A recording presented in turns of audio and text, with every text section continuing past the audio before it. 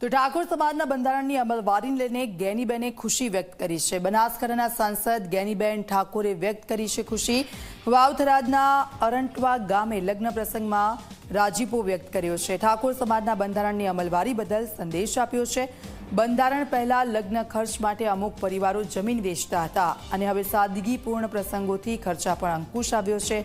લગ્નમાં દારૂ અને ડીજે જેવી બધી બંધ થતા સમાજમાં પરિવર્તન આવ્યું છે।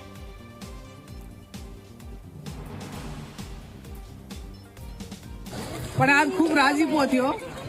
રાજીપો એ બાબતનો થયો કે સમાજે વગર મુકામેથી બંધારણ કર્યું એ પૂરેપૂરું સમાજ પાલન કરે છે। એટલે સમાજને બધાને નાથ ગંગાને ખૂબ ખૂબ વંદન કરું છું, આભાર માનું છું। અને બીજા સૌથી સારા સમાચાર એ મળ્યા કે બધા ગંઢિયામાં આમ કુંભામાં બધા રાવણામાં બેઠા હોય મેં પૂછ્યું કે બેન આ પહેલી વખત આ વખતના 2 મહિનામાં આ લગ્નમાં એ ઠાકોર સમાજમાં અખાત્રીએ કોઈ જમીન નથી અડાણી મેલી, નથી કોઈએ વેચી કે નથી કોઈએ જમીન ઉપર લગ્ન પ્રસંગમાં કોઈએ ઉપાડ લીધો।